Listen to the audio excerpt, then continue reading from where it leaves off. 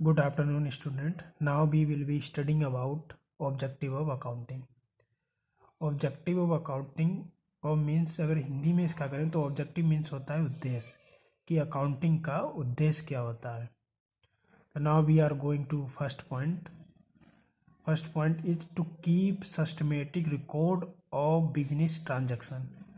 Accounting में ही definition of accounting में आई टोल्ड ऑलरेडी कि इसमें सिस्टमेटिक रिकॉर्ड रखना ज़रूरी होता है और इसके बेनिफिट होते हैं जो like record of business transaction helps to avoid the possibility of omission and fraud fault error.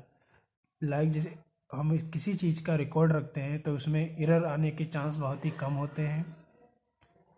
किसी को हमें सडनली रिकॉर्ड बताना होता है, हम जो रिकॉर्ड कराते हैं उसको देख के हम बता सकते हैं.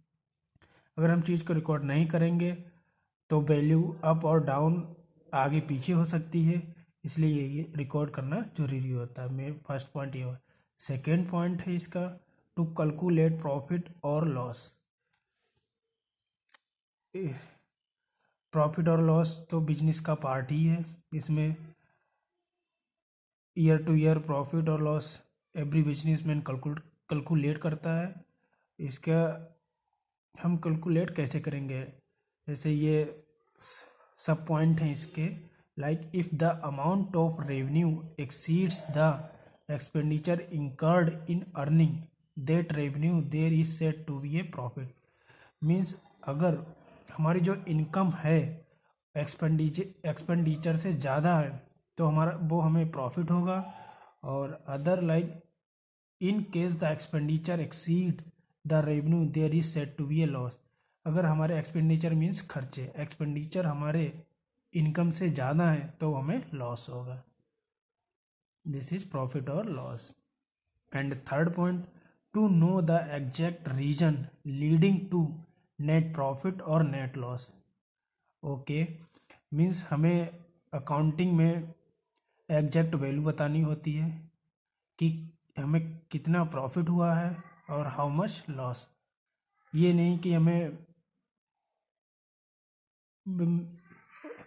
कोई हमसे हमारे मैनेजर पूछे या हमें ऑनर पूछे शॉप का कि हमें इस मंथ में कितना ईयर हुआ, तो हम एग्जैक्ट वैल्यू बताने. अगर 50,000 का प्रॉफिट हुआ है तो 50,000 ही बताना है, ना कि 55, 51.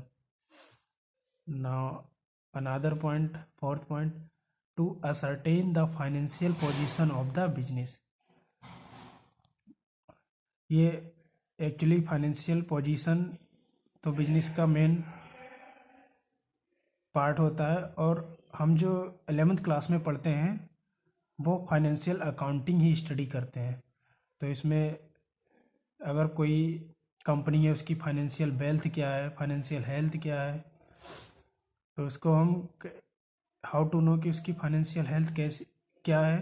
लाइक कैश इन हैंड उसके पास कितना अपना बैलेंस है, और उस कंपनी का बैंक बैलेंस कितना है, फिक्स्ड एसेट्स कितने हैं.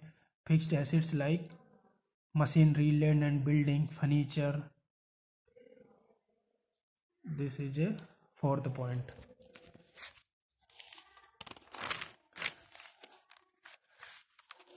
Now fifth point.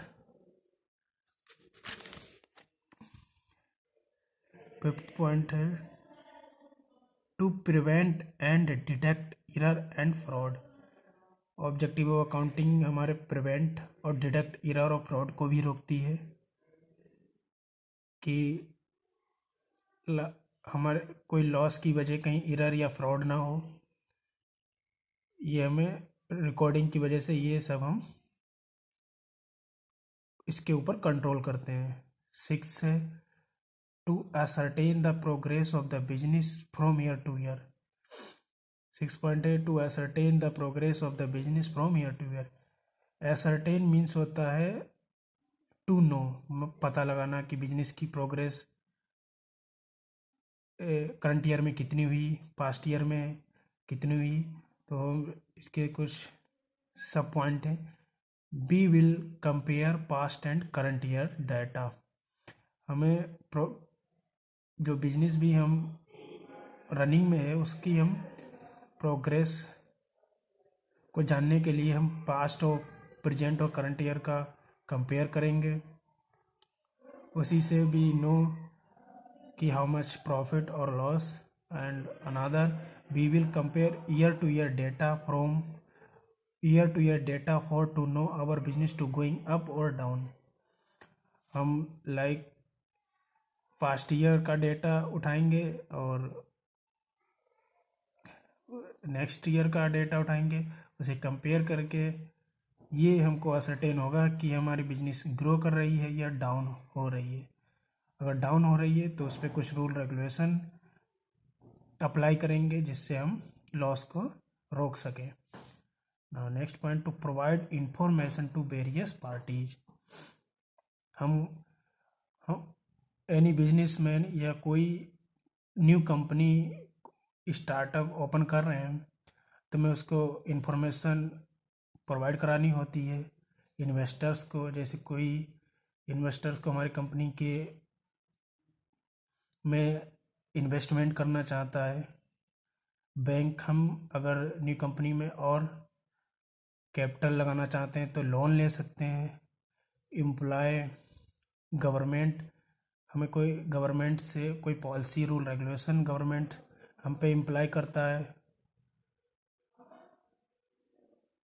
और अथॉरिटी, ये सब इंफॉर्मेशन हमें प्रोवाइड कराती होती है जिससे हमारा प्रोडक्ट या गुड्स सप्लाई हो और हमारी वेल्थ इंक्रीज हो। Thank you.